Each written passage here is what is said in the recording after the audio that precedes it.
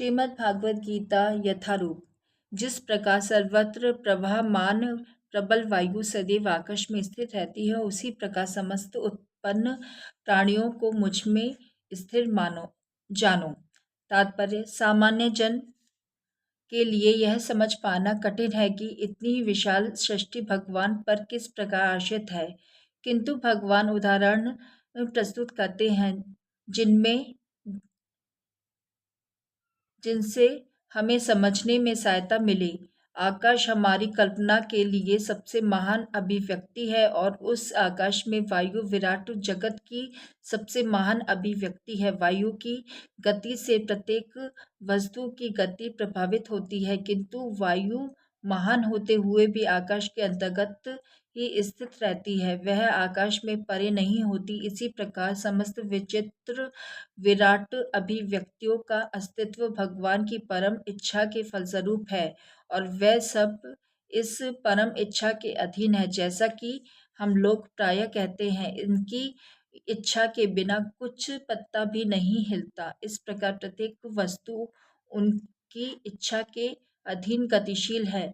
उनकी ही इच्छा से सारी वस्तुएं उत्पन्न होती है, उनका पालन होता है और उनका संहार होता है।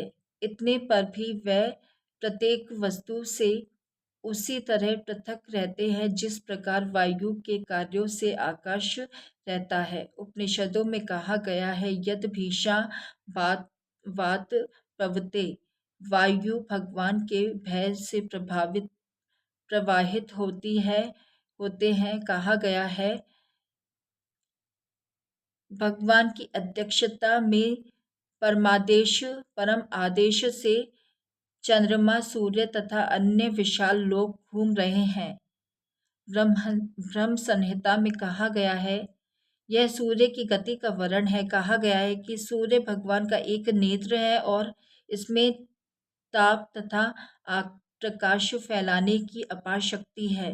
तो भी यह गोविंद की परम इच्छा और आदेश के अनुसार अपनी कक्षा में घूमता रहता है।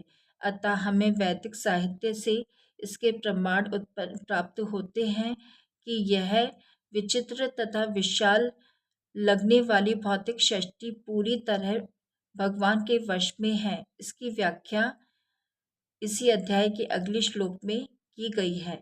तो मेरे संग प्रेम से बोलिए, राधे राधे। हरे कृष्णा कृष्णा कृष्णा हरे हरे, हरे राम राम राम हरे हरे। जय सिया राम, जय माता दी।